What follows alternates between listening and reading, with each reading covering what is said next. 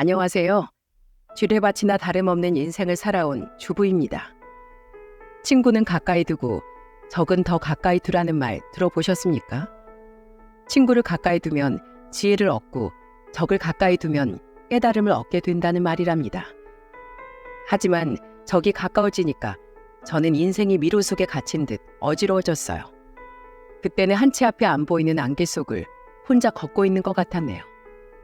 피는 물보다 진하다는데 저는 가족이 남보다 못한 존재들이었어요. 천륜은 하늘도 못 끊는다는데 이대로 살다가는 천륜이 제 목을 조여올 것 같아서 이를 악물고 끊어냈습니다. 저를 보고 지독한 연이라고 할 수 있겠지만 제 사연을 들어보시면 제 심정을 이해하실 거예요. 오죽하면 제가 천륜을 끊어냈겠어요. 파란만장했던 제 인생 스토리 한번 풀어보겠습니다. 제 기구한 운명의 시작은 바로 엄마로부터 시작됐어요. 용족공이었던 아버지는 참 성실한 분이셨는데 가족들을 위해서라면 밤잠을 줄여가면서 일만 하던 분이셨죠. 성실하고 자상한 아버지 덕분에 부족하지 않게 내 식구가 행복하게 살고 있었어요.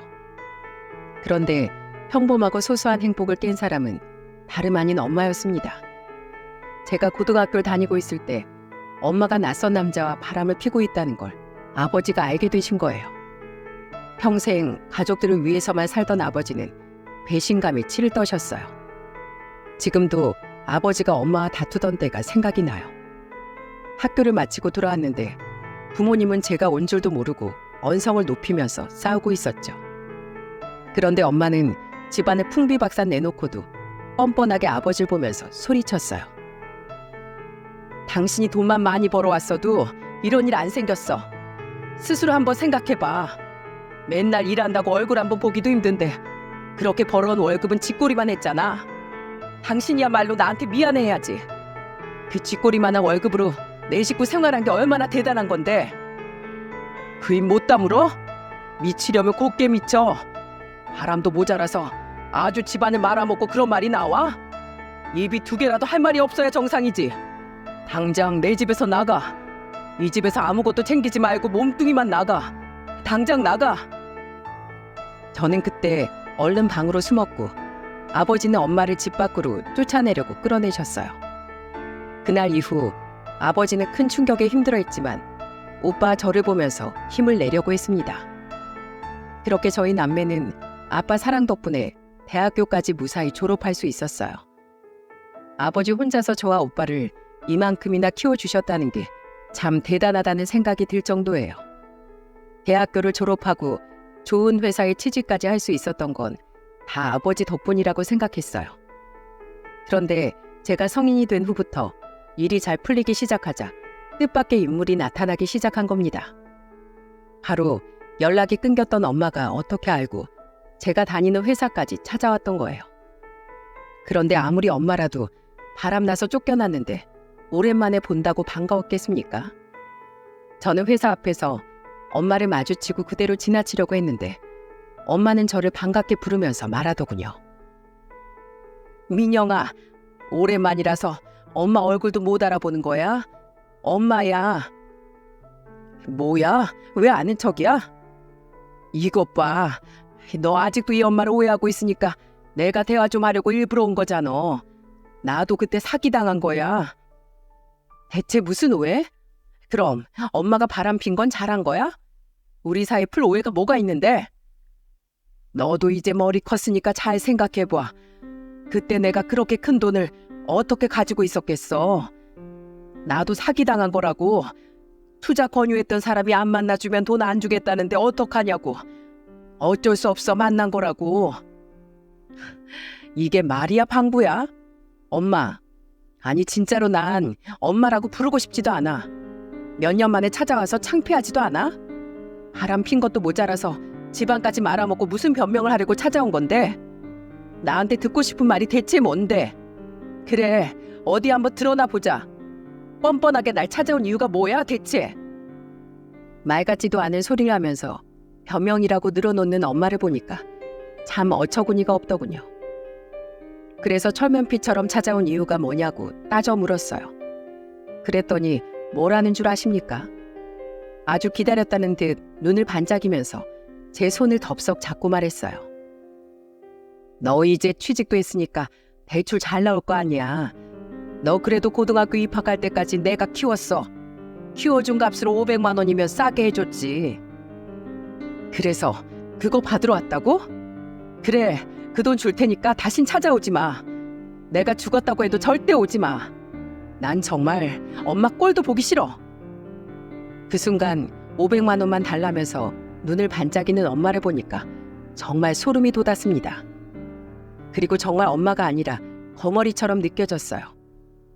이미 회사까지 알게 됐으니까 앞으로도 이런 식으로 나타나 돈을 달라고 쫓아올 것 같았습니다. 그래서 전 차라리 500만 원 주고 질긴 인연을 끊어내려고 했어요. 그래도 제가 친딸인데 약속을 어길 거라고 생각도 못한 겁니다. 조금의 양심이라도 있다면 500만 원 받고 미안해서라도 못 올 줄 알았어요. 그런데 이미 철면피 같은 얼굴로 인생을 살아온 엄마는 그 후로도 제 회사를 방앗간 들리듯이 찾아오기 시작했습니다. 오죽하면 회사 보안 요원도 엄마 얼굴을 기억할 정도로 진상짓은 다 하고 갔어요. 제 이름까지 거론하면서 엄마는 회사 로비에서 생쇼를 하는 겁니다. 한 번은 로비에 대자로 누워 제가 나올 때까지 못 나간다고 고집 부린 적도 있었어요. 그래서 회사 건물 보안 요원한테 강제로 끌려 나간 적도 있을 정도랍니다. 진짜 회사에서 얼굴을 못 들 정도로 너무 창피했었어요. 상황이 이 정도까지 되니까 저는 엄마한테 빌어보기도 했습니다. 엄마, 제발 좀 나 좀 살자. 내 인생 이렇게 망치고 싶어? 대체 왜 그러냐고. 그러니까 이게 진짜 마지막이야. 딱 1,000만 원만. 진짜 1,000만 원만 주면 다시는 안 온다. 내 맹세아마. 날 죽여. 차라리 날 죽이라고. 엄마 정말 친엄마 맞아? 어떻게 자식한테 이럴 수가 있어? 너무 답답해서 펑펑 울면서 제발 그만 좀 하라고 빌었어요. 그랬더니 엄마라는 인간이 저한테 무릎을 꿇더군요. 그리고 저한테 싹싹 빌면서 정말 황당한 소리를 하더군요. 내가 이렇게 싹싹 빌게. 정말 다시는 안 올게. 그러니까 딱 1,000만 원. 정말 마지막이야. 딸이 펑펑 울면서 제발 그만 좀 하라고 말하는데도 이런 말을 하는 엄마라는 인간이 상상이 가시나요? 정말 믿기 힘드시겠지만 저한테 엄마는 이런 사람이었어요. 그래서 결국 각서를 쓰고 저는 그 돈을 해줬습니다. 혹시 아빠나 오빠한테 찾아갈까봐 제 선에서 정리하고 싶었거든요. 각서에는 이런 내용을 써뒀어요. 회사로 찾아오면 딸한테 받았던 모든 돈을 갚는다. 그리고 법적인 소송을 통해 모두 갚는다. 엄마와 딸 사이에 이런 각서를 쓰는 게 정상입니까? 정말 이걸 쓰면서도 저는 제 현실이 정말 기가 막혔습니다. 이제야 좀 사회의 자리도 잡고 살아보려고 하는데 제 앞길 막는 사람이 친엄마라니 진짜 현실이 지옥 같았어요. 각서를 다 쓰고 저는 엄마라는 인간한테 단호한 목소리로 말했습니다. 제발 다신 오지 마. 그리고 아빠, 오빠 앞에도 나타나지 말고. 정말 최악까지 가고 싶지 않으니까 그냥 남남처럼 살자 좀. 걱정 마. 나도 누울 자리 보고 다리 뻗을 줄 알거든. 다신 안 올 테니까 잘 먹고 잘 살아라.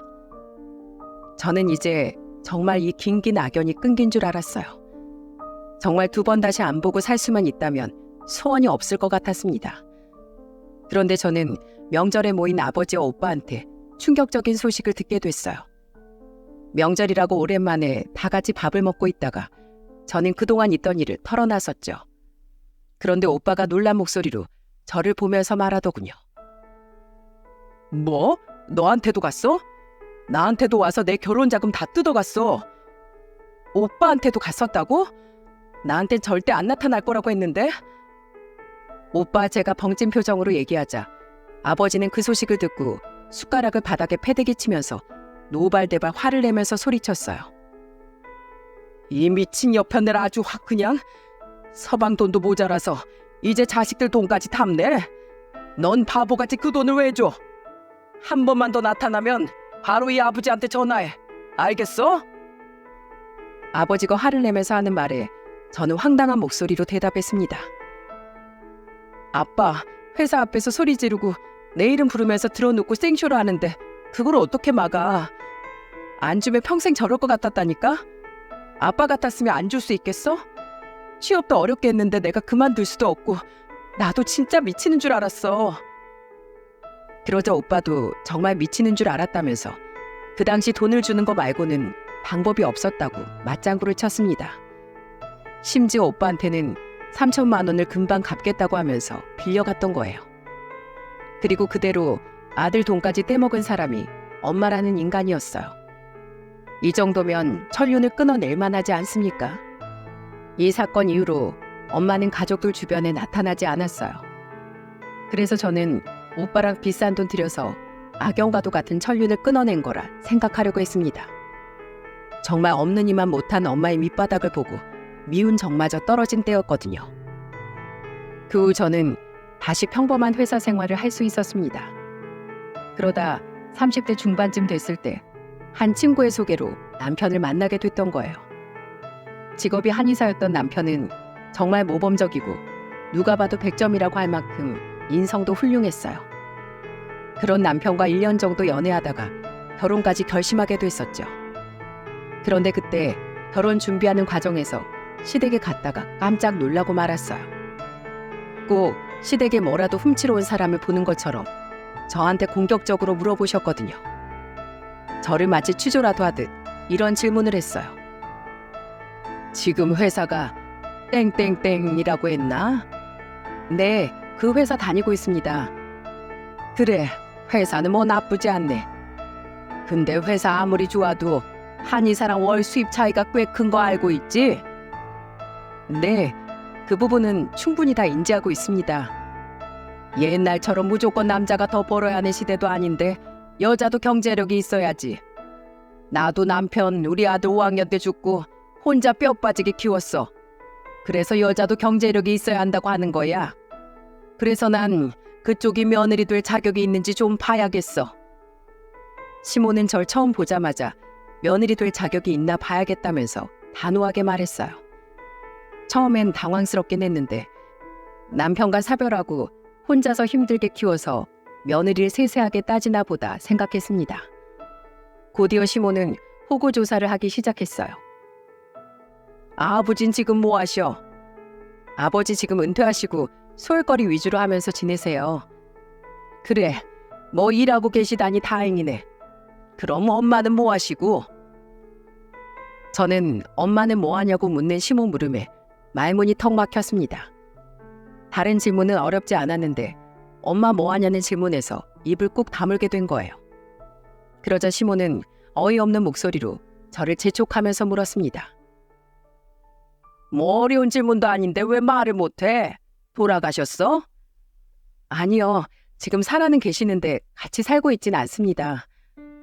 그게 무슨 말이야? 설마 이혼하신 거야? 네, 이혼했습니다. 뭐? 그럼 너 이혼 가정에서 자란 거야? 시모는 놀란 표정으로 이혼 가정에서 컸냐면서 묻더라고요. 저는 그 질문에 정말 할 말이 없었습니다. 사실 부모님 이혼이 제 탓은 아니지 않습니까? 정말 이걸 뭐라고 말해야 되나 답답하던 순간 잠시 자리를 비웠던 남편이 와서 시모를 말리면서 말했어요. 엄마, 왜 가정사를 그렇게 막 물어보는 거야? 이거 너무 예의가 아니지. 앞으로 우리 며느리 될 사람이니까 확실하게 알아보고 가야지. 혹시 뭐 두 분 중에 누가 바람이라도 핀 거야? 갑자기 전곡을 정확히 찌르는 질문에 제 입은 더 굳게 닫혔어요. 그러자 시모는 무언가 눈치를 챘는지 화를 내면서 말했습니다. 말 없는 거 보니까 맞나 보네. 이혼 가정에서 자란 애들은 질이 안 좋다는데 왜 또 이혼 가정이야? 이걸 결혼을 시켜 말어. 아유, 마음에 안 들어. 시모가 고개 숙인 저를 보고 답답하다는 듯 손부채질까지 하면서 화를 냈어요. 그러자 남편은 고개 숙인 저를 보고 어깨를 다독이면서 시모를 보고 당당하게 말했습니다. 엄마, 왜 민영이한테 그래요? 그렇게 따지면 홀어머니도 나도 떳떳한 거 없어요.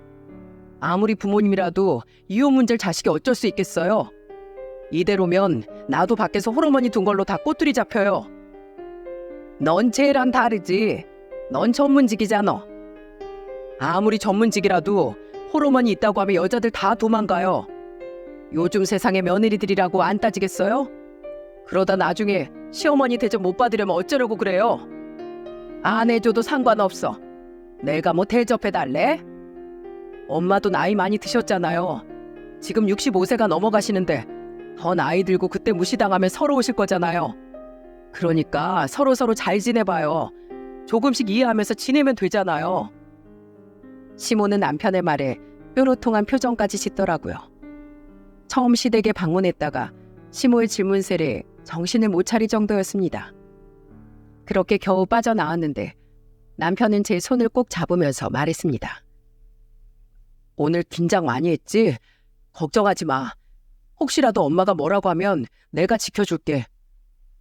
그래도 이렇게 제 옆에서 든든하게 말해주는 남편이 있어서 확신을 얻을 수 있었어요. 그때까지는 아들 훌륭하게 키워낸 시모가 좋은 며느리를 얻고 싶어서 저렇게 날선 질문을 했던 거라고 생각했습니다.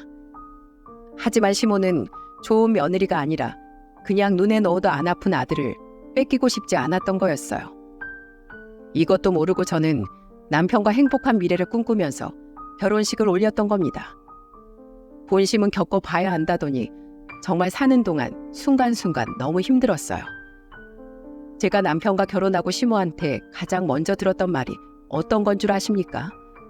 굳이 절 따로 불러서 시모는 단호한 목소리로 말하더군요. 우리 아들 결혼 전에 통장 관리 내가 했던 거 알지? 그래도 결혼했으니까 아들 통장 넘겨주긴 할 건데 한 달에 100만 원씩 나한테 꼭 보내. 네? 100만 원씩이요? 왜? 못 보내? 네 돈도 아니고 우리 아들 돈인데 왜 못 보내? 아니에요. 우선 저 남편하고 잘 상의 좀 해볼게요.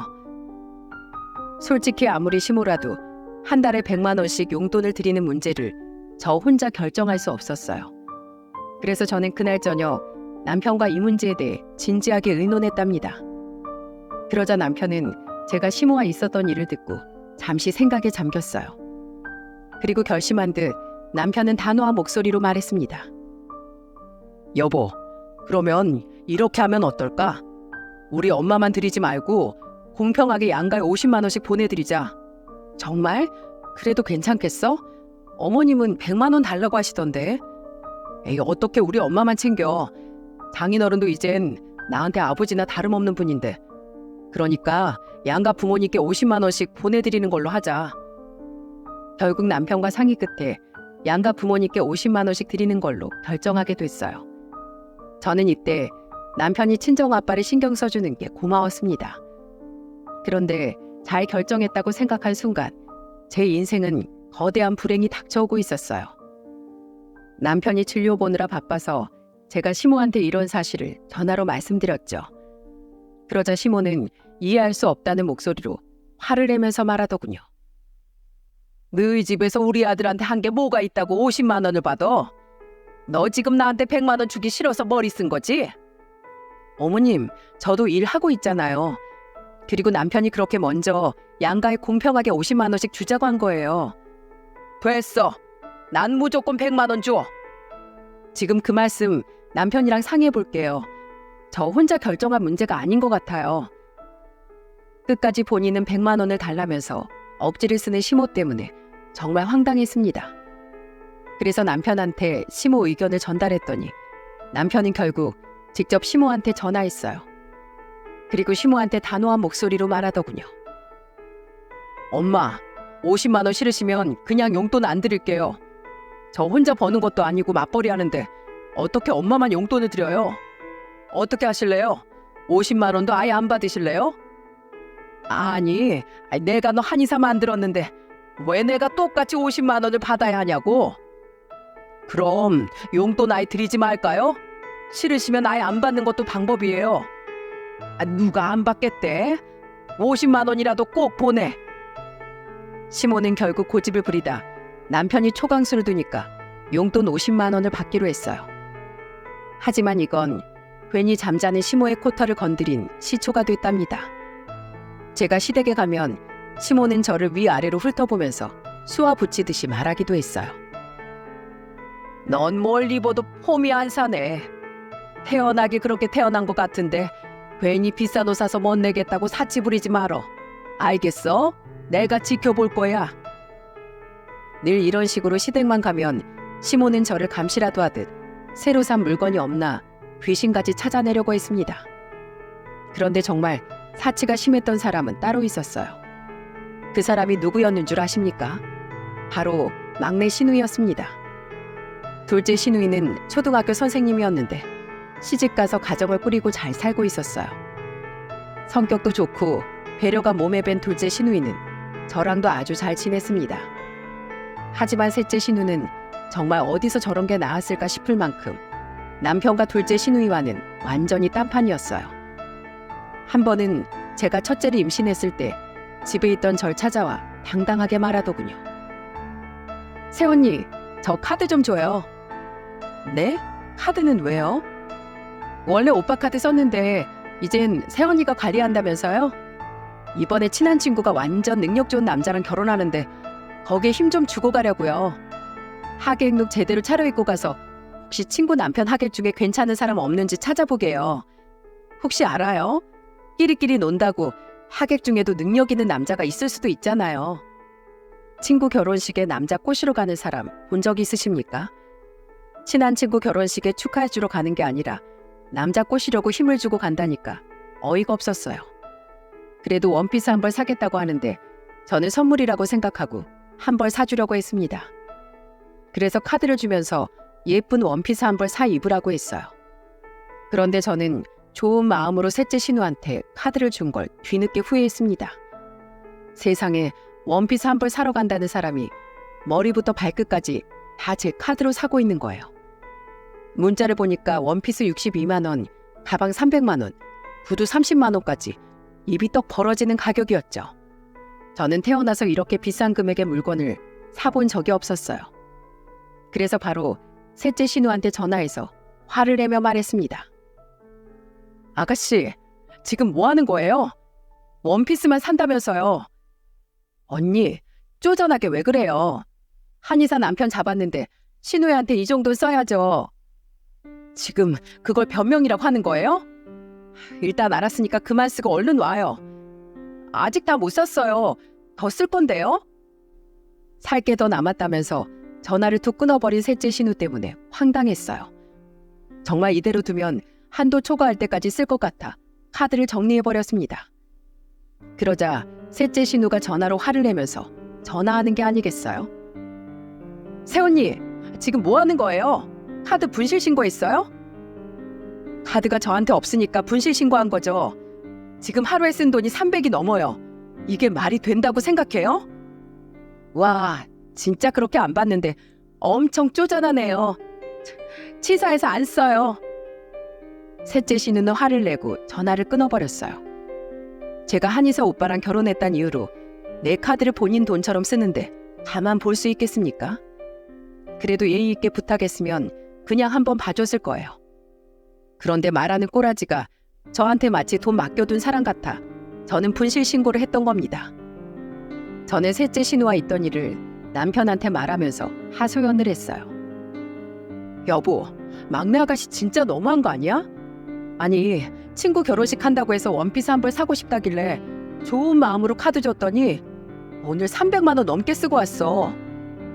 뭐? 막내가 그랬다고? 내가 당신한테 미리 말한다는 걸 깜빡했네. 앞으로 걔한테 카드 절대 주지 마. 직장도 안 다니면서 식구들 중에 제일 돈 많이 쓴다니까. 그래도 막내 여동생이라 불쌍해서 챙겼는데 이젠 당신도 그냥 무시해. 남편이 혀를 차면서 절대 빌려주지 말라고 아주 못을 박았어요. 어쩜 이렇게 삼남매가 다른지 이해가 안 갔습니다. 둘째 신우는 제가 딸을 낳았을 때 예쁜 옷이랑 신발이랑 주면서 자기 일처럼 기뻐하면서 축하해줬어요. 새언니, 너무 축하해요. 아우, 귀엽다. 까꿍, 까꿍. 그래서 남편이 둘째 신우를 보면서 막내 신우가 반만 닮았으면 좋겠다고 할 정도였죠. 진짜 막내 신우는 제 카드를 그렇게 신나게 써놓고도 고생했다는 말 한마디도 없었습니다. 하지만 제가 셋째 신우를 한심해할 처지가 아니었어요. 제가 육아휴직을 내고 첫째 딸을 돌보고 있을 때 또 불청객이 찾아온 겁니다.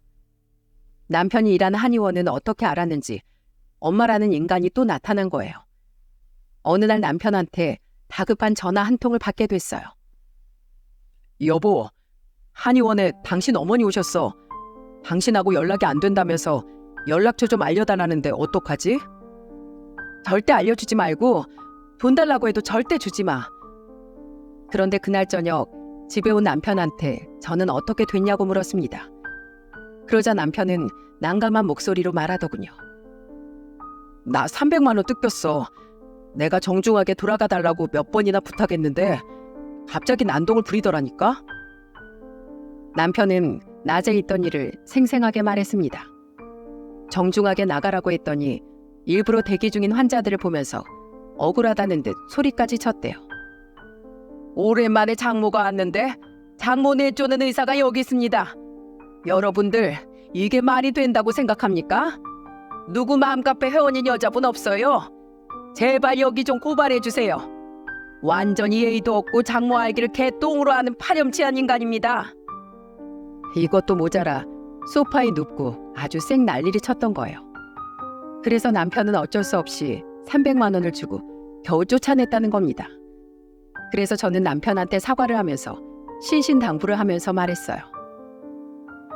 여보, 내가 사과할게. 앞으로 그 여자 또 오면 꼭 나한테 전화해. 돈 냄새를 맡았으니까 또 오겠지 싶었는데 아니나 다를까 한 2주 뒤에 또 왔더군요. 정말 털날 양심도 없는 인간이었습니다. 그때 남편은 그 여자와 실랑이 하다가 저한테 전화해서 또 왔다고 말했어요.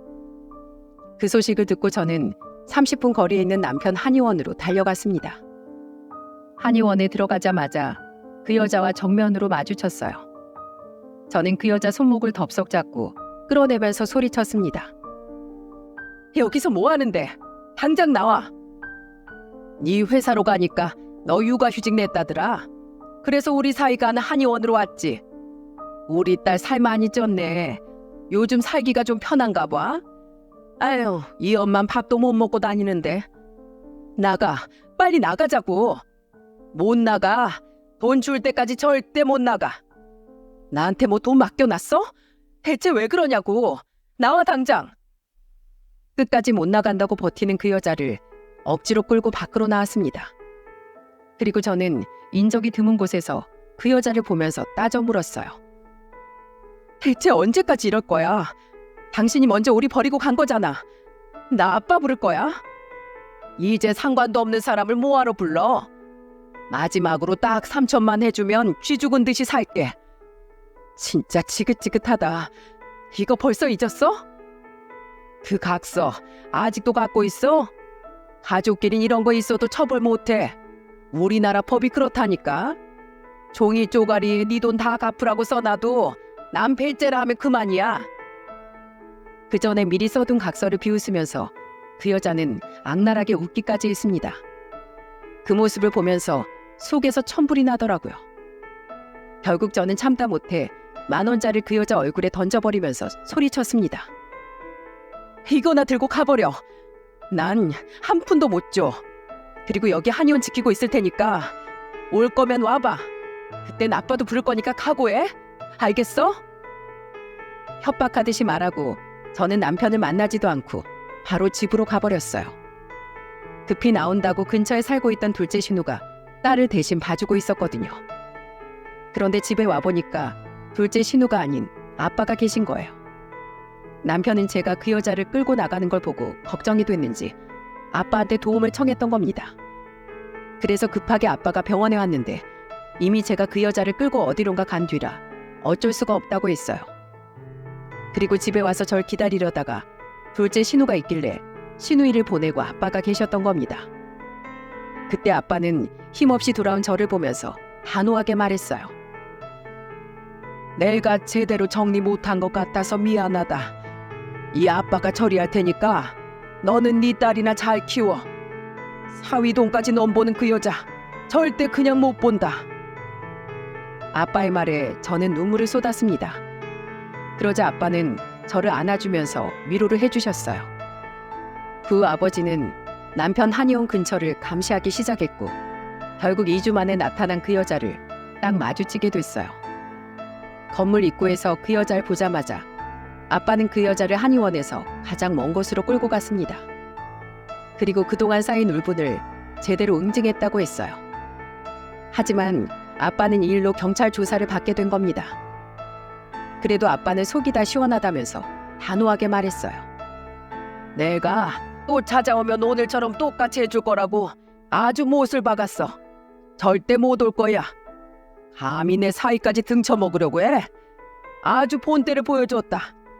나한테 다시는 안 온다고 싹싹 빌었으니까 절대 못 올 거야. 앞으로 또 나타나면 나 불러. 난 벌금 물면 돼. 그깟 벌금보다 내 사위 내 딸이 제일 중요해. 아주 내 속이 다 시원하다.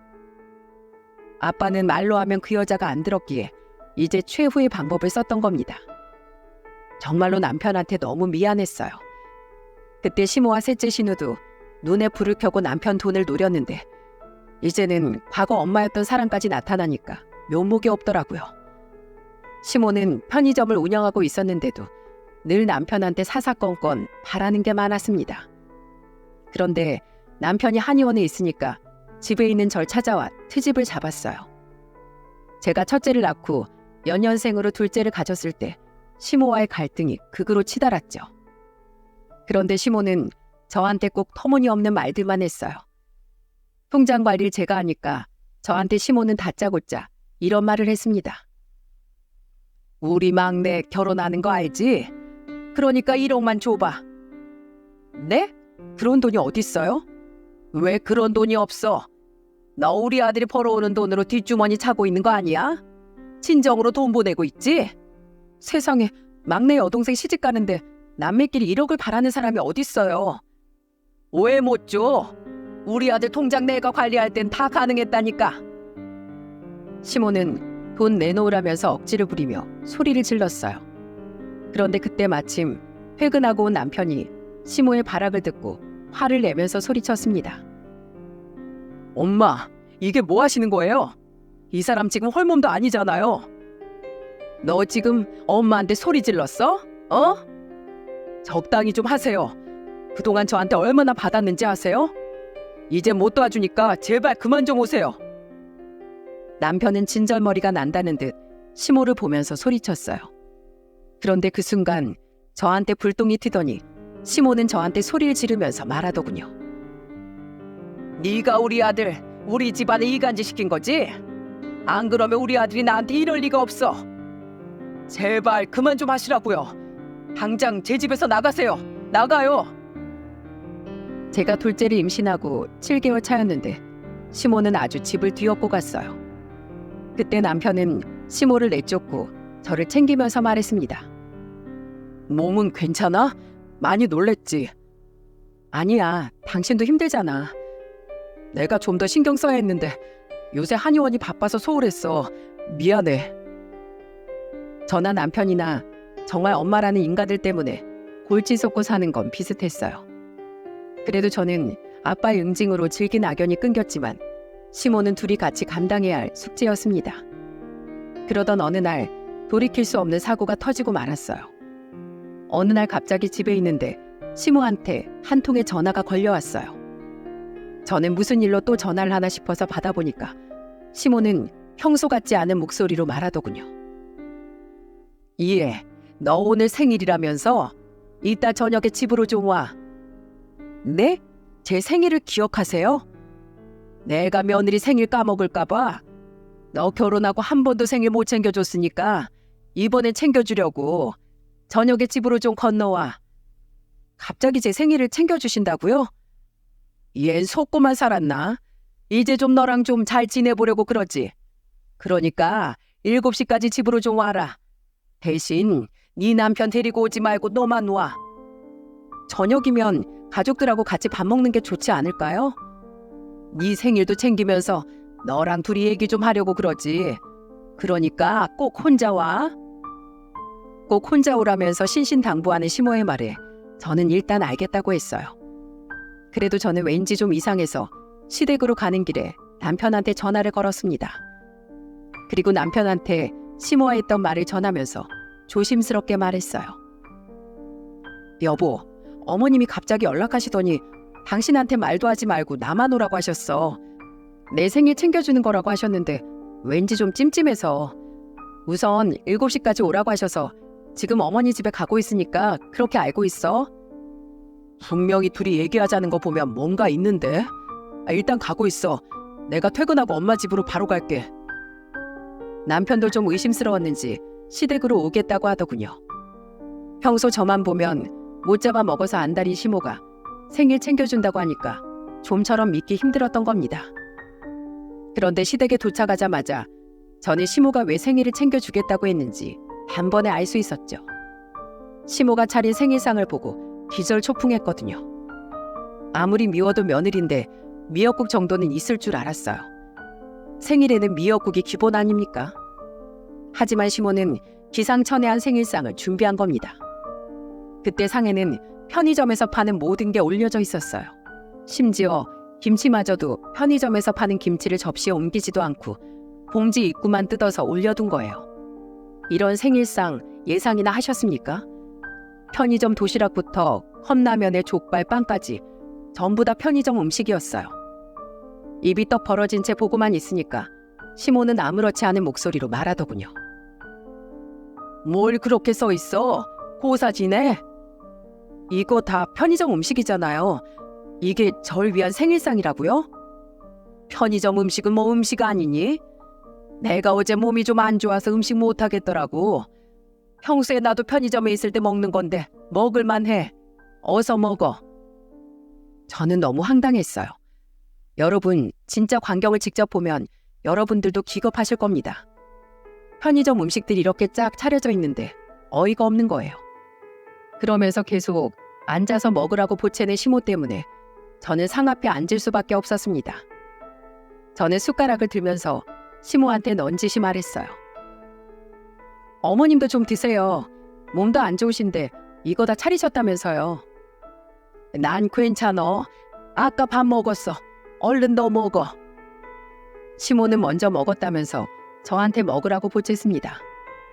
결국 울며 겨자 먹기로 겨우 한 수저 떠서 먹었어요. 그때 남편이 들어오면서 제가 앉아있는 생일상을 보고 황당한 목소리로 시모한테 물었습니다.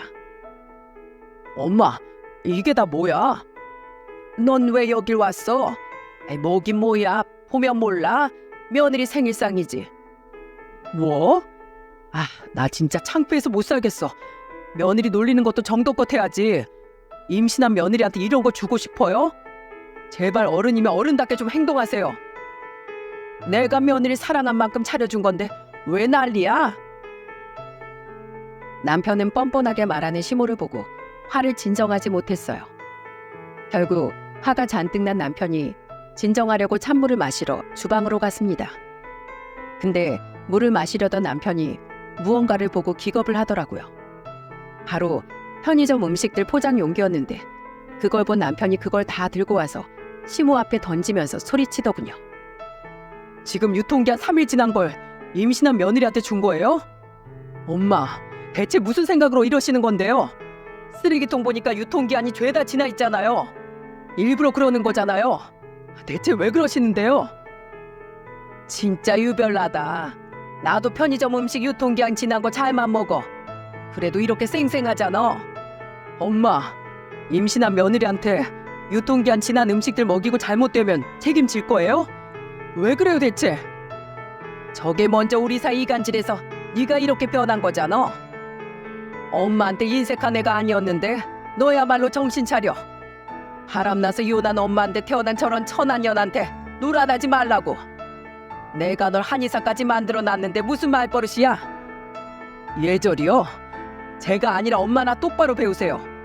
그리고 다시는 저 찾지 마세요. 엄마가 날 키웠다고요? 엄마 돈으로 크긴 했어도 저 놀봐준 사람은 가정부였잖아요. 그리고 그때 저 키우면서 쓴 돈 그동안 다 뜯어갔는데도 부족하세요? 오늘 일은 평생 잊지 않을 겁니다. 오늘부로 아들 죽었다고 생각하세요. 2번 다신 찾지 마세요. 맞아요. 시모는 그동안 제가 남편과 시댁 식구들 사이를 이간질하고 있다고 생각한 겁니다. 심지어 제가 바람난 여자한테 태어났다고 천한년이라는 말까지 서슴지 않고 내뱉더군요. 그때 정말 시모의 말에 서러워 눈물이 맺혔습니다. 그때 남편은 제 손을 잡고 시댁을 나와버렸고요. 그리고 집으로 돌아가는 내내 남편은 저한테 미안해서 눈물까지 흘렸습니다. 그러면서 저한테 계속해서 울면서 말했어요. 정말 미안해. 당신 잘 지켜주겠다고 장인어른하고 약속했는데 남편 역할도 제대로 못했어. 지금부터라도 잘못된 거 다 바로잡을게. 미안해 정말. 그래도 나 이해해주고 이렇게까지 해줘서 고마워. 난 괜찮아. 아니야. 내가 지금 다 바로잡을 거야. 정말 이제 실망시키는 일 없을 거야.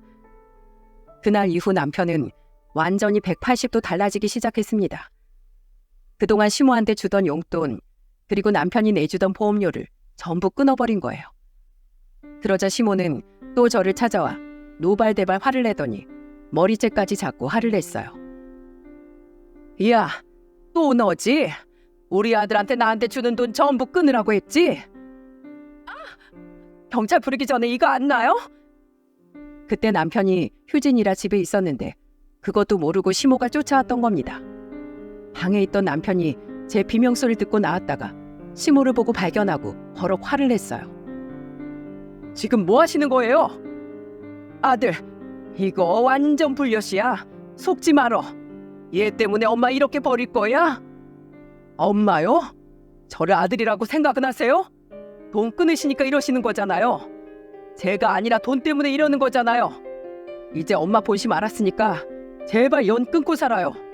전 이제 지긋지긋해서 고아라고 생각할 거니까 가세요. 가라고요. 남편은 울분을 터뜨리면서 시모를 밖으로 끌어냈습니다. 그때 시모는 편의점 운영이 어려워서 돈에 반 미쳐 있을 때였어요. 그래서 한푼이 아쉬운데 남편이 용돈을 끊으니까 눈이 돌아서 찾아온 거였죠. 그렇게 겨우 시모를 쫓아냈더니 또 누가 전화했는 줄 아십니까? 바로 셋째 신우였죠. 셋째 신우는 다급한 목소리로 남편한테 전화했어요. 오빠, 나 결혼자금 오늘까지 보내준다며. 엄마가 오늘 준다고 했는데 왜 안 보내? 나 지금 시댁에 얼마나 난감한 줄 알아? 내가 네 결혼자금을 왜 줘? 넌 돈이 없어서 못하는 게 아니라 가정을 꾸릴 자격이 없는 애야. 제발 남의 인생 망치지 말고 철이나 좀 들어. 남편은 전화를 끊어버렸고 또 전화가 오자 아예 차단을 해버렸습니다. 그 후 남편과 저는 이사까지 하면서 아이 시댁과 연을 끊어버렸어요. 그렇게 남편이 경제적 지원을 끊으니까 시모는 편의점을 팔아넘겼더군요. 그런데 시모가 편의점 팔고 생긴 돈을 셋째 신우가 싹 털어간 거예요. 그제야 시모가 저한테 전화를 했지만 저는 아예 받지도 않았습니다. 그 후 2년 동안 시모를 완전히 끊어내자 이제 완전 남남이 됐어요. 그러자 이제는 제가 전화를 피하는 걸 알고 번호를 바꿔서 전화를 한 겁니다. 그러면서 저한테 울면서 말하더라고요. 얘야, 내가 미안하다. 내가 정말 믿었던 딸한테 배신당하고 네 생각 많이 났어. 내가 미안하구나. 우리 손녀 좀 보여주면 안 될까? 손녀요? 어머님, 직접 뵙기는 좀 그렇고 사진 보내드릴게요. 꼭 좀 자세히 보세요. 지금 보내드린 이 손주가 세상에 나오지 못할 뻔했던 손녀예요. 너무 예쁘죠? 아이고, 사진 보니까 널 닮아서 참 예쁘다. 나 정말 한 번만 볼 수 있게 해줘. 나 다시는 안 그럴게. 아니요, 절대 안 만날 거예요. 저 임신했을 때 머리채 잡고 끌고 다니신 거 잊으셨어요? 그리고 유통기한 지난 음식까지 주셨잖아요. 조금의 양심이 있으면 전화하지 마세요.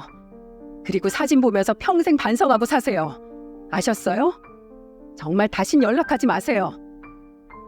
시모는 결국 온 가족한테 버림당하고 혼자 남자 그제야 절 찾더군요. 막내 신우가 아예 시모 재산을 들고 결혼하겠다면서 잠적을 한 겁니다. 혼자서 외롭고 처절한 인생을 살고 있던 거예요. 나중에 알고 보니까 남편을 시모 손에서 자란 것도 아니고 남의 손에 큰 거나 다름없다고 했어요. 시모는 가정부한테 애들을 맡겨놓고 이 남자 저 남자 만나고 다녔다고 하더군요. 그래서 남편은 저희 아이들은 엄마 손에 자랐으면 좋겠다고 말할 정도였답니다. 그만큼 본인이 외롭게 컸으니까 하는 말 같아 마음이 아팠어요. 그래서 저는 회사를 그만두고 두 딸을 키우면서 살고 있답니다. 지금은 시모와 인연을 끊었지만 언젠가 또다시 만날 운명이라는 건 알고 있었어요. 하지만 저는 시모와 천륜이 아니기 때문에 두 번 다시 안 보고 싶습니다. 남편도 제 마음 편한 대로 하라면서 얘기해줬어요. 지금도 우리 둘째를 보면 시모 생각이 나서 두려울 때가 있습니다. 아이를 잃을지도 모른다는 두려움에 출산 전까지 바짝 긴장했었거든요. 그래서인지 정말 시모를 다시는 보고 싶지 않네요. 이렇게 사연을 보낸 것도 얼마 전 둘째 생일을 보내면서 지난 일이 떠올랐기 때문이에요. 그래서 정말 고부 갈등을 극한까지 겪었던 저를 보시고 다른 분들은 지혜롭게 이겨내길 바랍니다. 며느리는 가족이지 아들 뺏으러 온 도둑이 아니랍니다. 부디 며느리도 사랑하는 가족으로 넓게 품어주셨으면 좋겠어요. 자식이 행복한 가정을 꾸리고 사는 걸 보면 행복하지 않겠습니까? 그러니까 며느리도 소중한 가족으로 생각하고 모두들 행복하셨으면 좋겠습니다.